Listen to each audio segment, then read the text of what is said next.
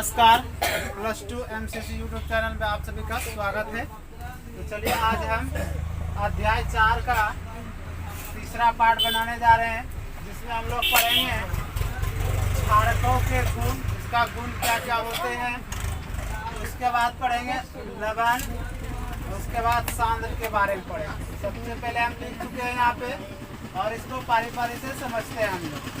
तो पहला क्वेश्चन हो जाएगा क्षारकों का गुण क्या होता है, मतलब कितने गुण होते हैं उसका। कोई भी चीज़ होता है, कोई मानव भी होता है, उसका कुछ ना कुछ गुण होता है, अच्छा खराब ये सब होता है। इसी तरह इसमें हम लोग क्षारकों के गुण पढ़ेंगे। तो क्वेश्चन बना देंगे क्षारकों के गुण कितने हैं। तो क्षारकों के गुण निम्न प्रकार से होते हैं, यह है, ठीक है। उसके बाद पहला क्या कह रहा है कि ये रंगहीन तथा गंधहीन होते हैं। रंगहीन का मतलब क्या, जिस चीज में कोई रंगीन नहीं हो, उजलापन हो, उदासीन हो, ठीक है। उसके बाद गंध का मतलब क्या होता है, गंधहीन, जो खुशबू नहीं देता है ना, सेंट, मतलब जो कोई भी मतलब चीज को जब सूंघते हैं तो उसमें कुछ बदबू आता है, सुगंध आता है। तो इसमें पहला पॉइंट है कि ये रंगहीन तथा गंधहीन होते हैं। एक अपवाद में है जिसको हम सूंघने से क्या होता है, हम लोगों को गंध मिलता है, जो आपका अमोनियम हाइड्रोक्साइड है, ठीक है। उसके बाद दूसरा पॉइंट दिया है, इनका जो है जलीय विलयन साबुन की तरह चिकना होता है।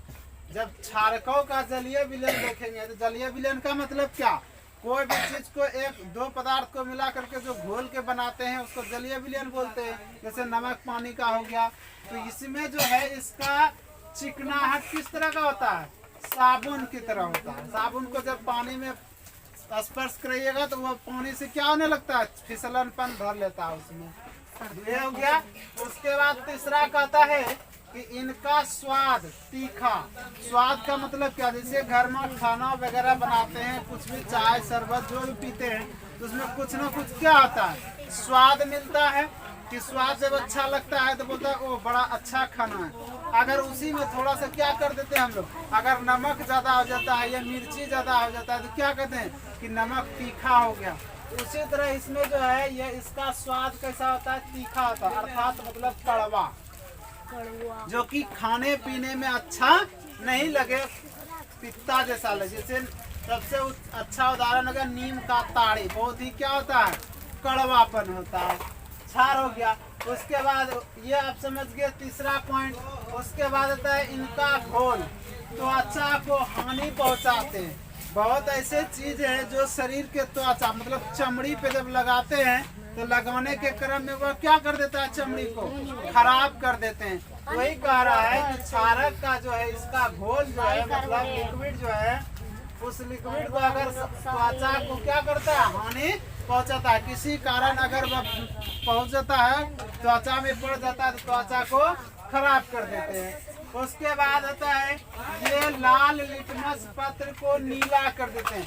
अगर क्षारक को किसी लाल चीज में प्रवेश कराते हैं या विलयन कराते हैं, जलीय विलयन, तो वह क्या कर देता है, उसको नीला कलर में बदल देता है। तुम लोग कभी देखा है कि मतलब हल्दी का मतलब घोल दो, उसमें थोड़ा सा सरफ दे दो, तो देखना पीला में जब सरफ को डालोगे ना तो वह क्या बन जाता है, लाल की तरह बन जाता है। उसी तरह इसमें यह कह रहा है कि लाल लिटमस पत्र जो होता है, लिटमस को डालते हैं तो वह पत्र किस में कन्वर्ट हो जाता है, नीला कर देता है, उसका कलर उसका क्या कर देता है, चेंज कर देता है।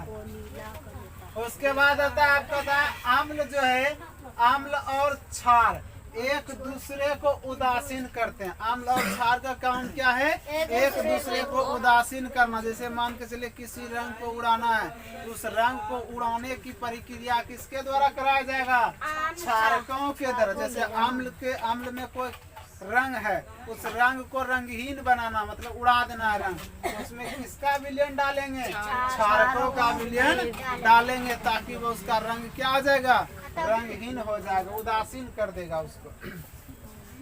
अब आता है अगला क्वेश्चन क्या है कि लवण। लवण क्या होता है, इंग्लिश में हम लोग इसको क्या बोलते हैं, साल्ट बोलते हैं। तो इसका हम क्वेश्चन बना सकते हैं कि लवण की परिभाषा दे या लवण किसे कहते हैं। अब इसमें हम पहले पढ़ेंगे इसका क्वेश्चन तो हो गया, आंसर क्या बोलेंगे इसका।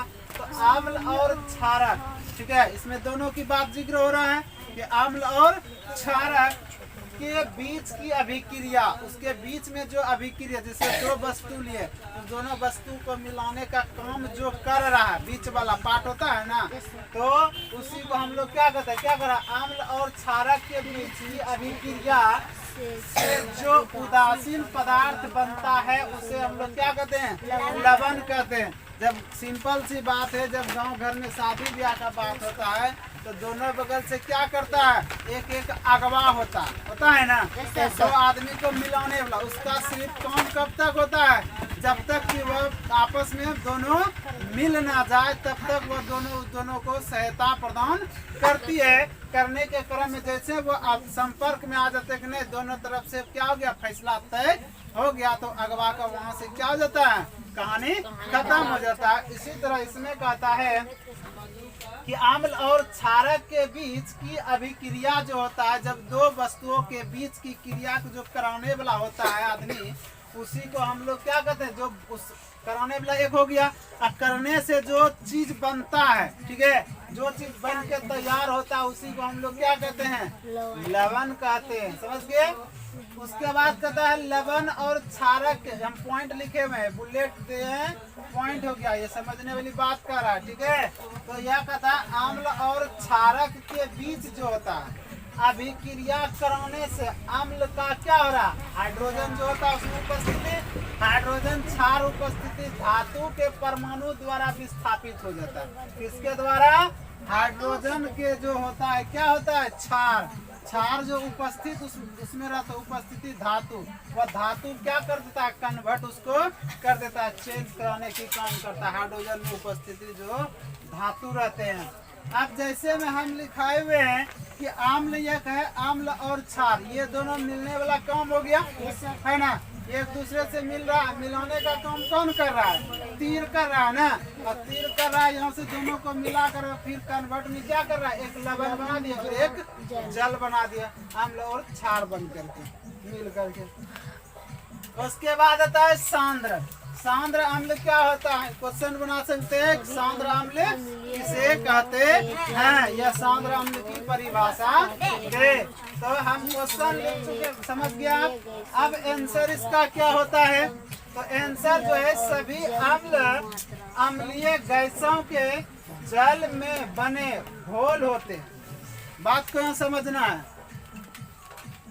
कहता है कि सभी जो अम्ल होता है अम्लीय गैस के जल में, गैस जो होता है ना, गैसों के जल में जो बने घोल होते हैं उसी को हम लोग क्या कहते हैं, जिस घोल में अम्लीय गैस की मात्रा अधिकतम होना चाहिए, न्यूनतम नहीं होना चाहिए होता है, और जल को क्या कर देता है, जल की मात्रा को कम कर देता है। उसमें सबसे अधिक मात्रा किसका उत्पन्न हो जाती है, जल की, मतलब से गैस की अधिकतम मात्रा होती है और जल की मात्रा कम हो जाती है, उसी को सांद्र अम्ल हम लोग कहते हैं।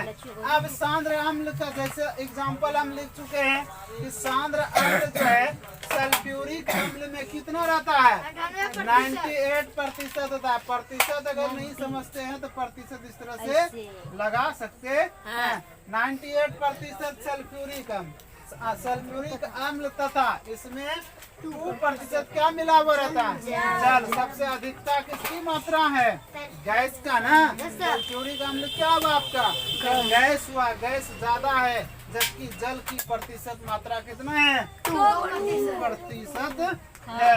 तो ये समझ गए क्षारकों का गुण क्या क्या होता है। उसके बाद लवण आप समझ गए, सांद्र अम्ल समझ गए। अब जो इसका अगला पार्ट और थोड़ा बहुत बचे हुए 4 अध्याय का, तो वो नेक्स्ट डे पढ़ाएंगे नेक्स्ट वीडियो में। तो अगर चैनल पे न्यू है तो चैनल को सब्सक्राइब करें और घंटा वाले बेल को दबाने के लिए नहीं भूलें। मिलते हैं नेक्स्ट डे नेक्स्ट वीडियो में। Thank you.